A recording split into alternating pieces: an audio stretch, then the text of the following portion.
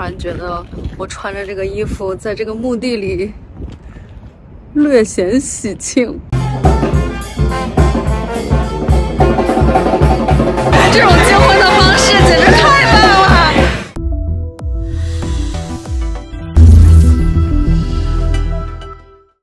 嗨，大家好，你知道吗？新奥尔良是美国最闹鬼的城市，所以我们今天要去参观圣路易斯公墓1号。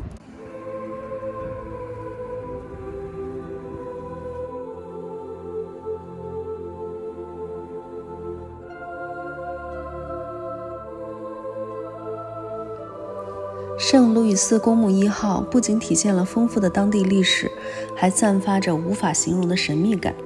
因为玄关的构造像一个个小房子，马克·吐温曾说新奥尔良的墓地是 City of the Dead。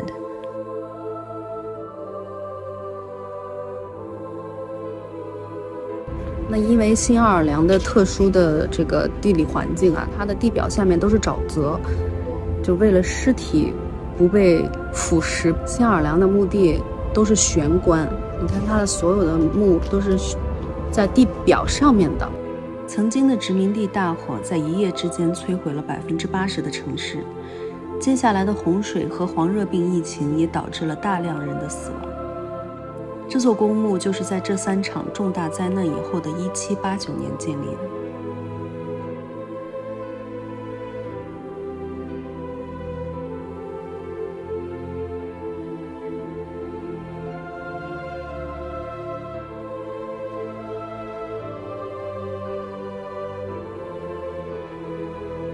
这是公墓1号最有名的墓碑，属于巫毒女王 Marie Laveau。Marie Laveau 这个臭名昭著的巫毒女王，实际上她却是受人爱戴的社区领袖和治疗师。她的葬礼非常的盛大，几乎整个城市的人都来到街上悼念她。据说在她的墓碑上画3个叉叉，你的愿望就可以被实现。为了防止她的墓继续被破坏，圣路易斯公墓1号现在只能跟团进入。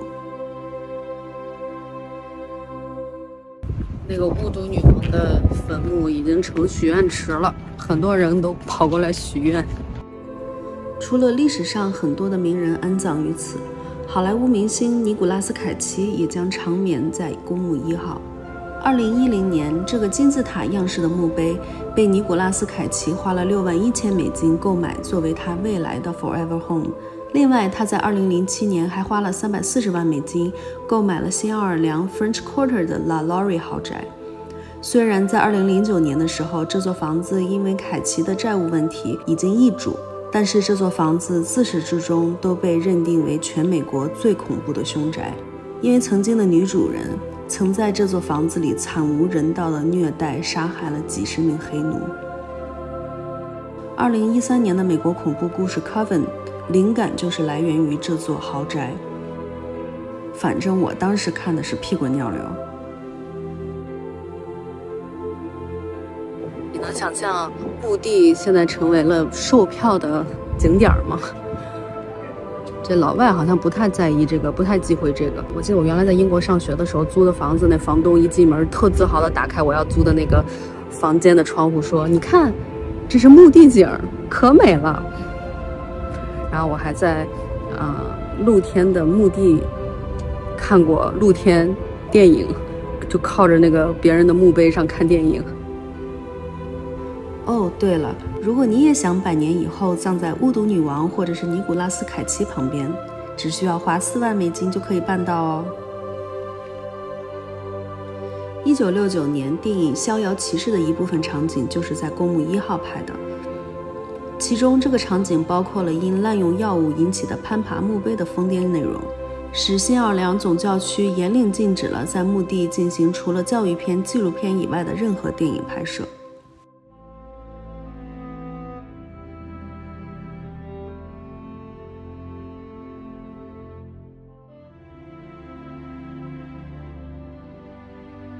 这是家庭墓地啊，就这一个玄关能盛祖祖辈辈上千个人。你肯定也好奇这些墓碑是怎么装下一个家族世世代代的呢？墓碑设有一层专门存放新的尸体的空间，这具尸体将在这里原封不动地存放1年零1天。尸体在这1年零1天中被太阳分解，然后剩下的部分就会被推到坟墓的末端，或者被收集在穆斯林的袋子里，以便为下一具尸体腾出位置。这也是公墓1号很多墓碑都沿用至今的原因。墓地好大，我们这走了好几圈，跟着好几溜都没走到头呢。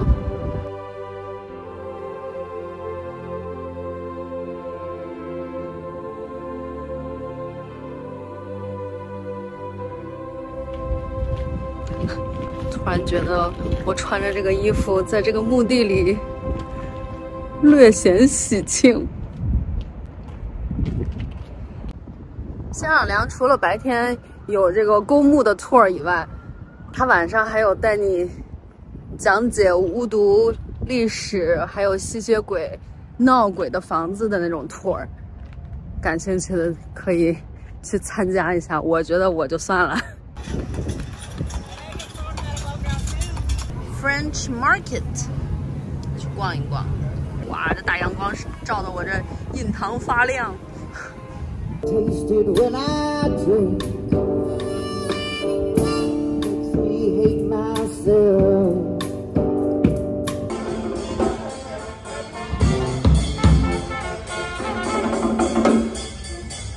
嚯，在墓地隔壁办婚礼，也就新奥尔良人能干得出来吧。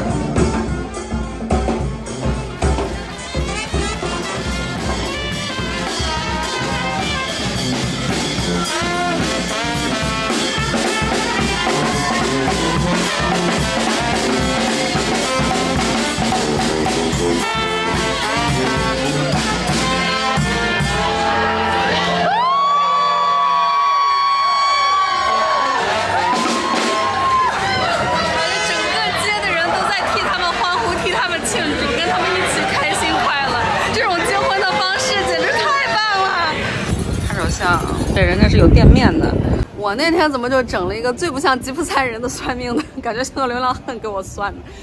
往后走就全都是特别，感觉哎，足部反射，足疗。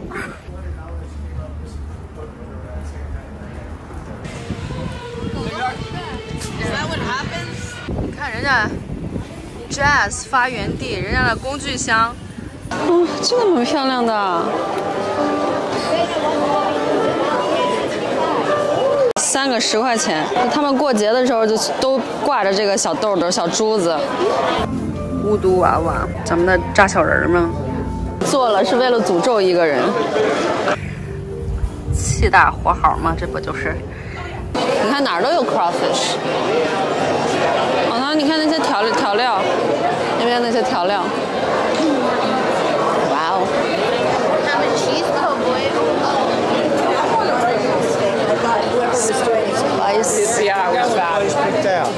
香料店，各种辣酱、辣粉，各种粉。OK, thank you. Good afternoon. 这是我的第1顿饭，我要吃鳄鱼香肠。这个所谓的 French Market 其实是小商品、小商品小吃一条街。鳄鱼肉的香肠，让我尝一下。我是一个勇于尝试一切可以进嘴食物的人，像蛇呀、鳄鱼呀、王八呀、蝎子呀，都是我的最爱。什么野吃什么，我觉得我应该去荒野求生。尝一下啊，他说要蘸这个 honey mustard。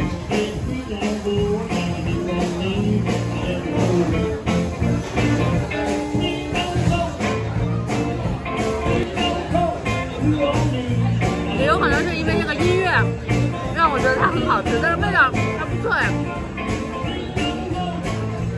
和猪肉香肠没有什么区别。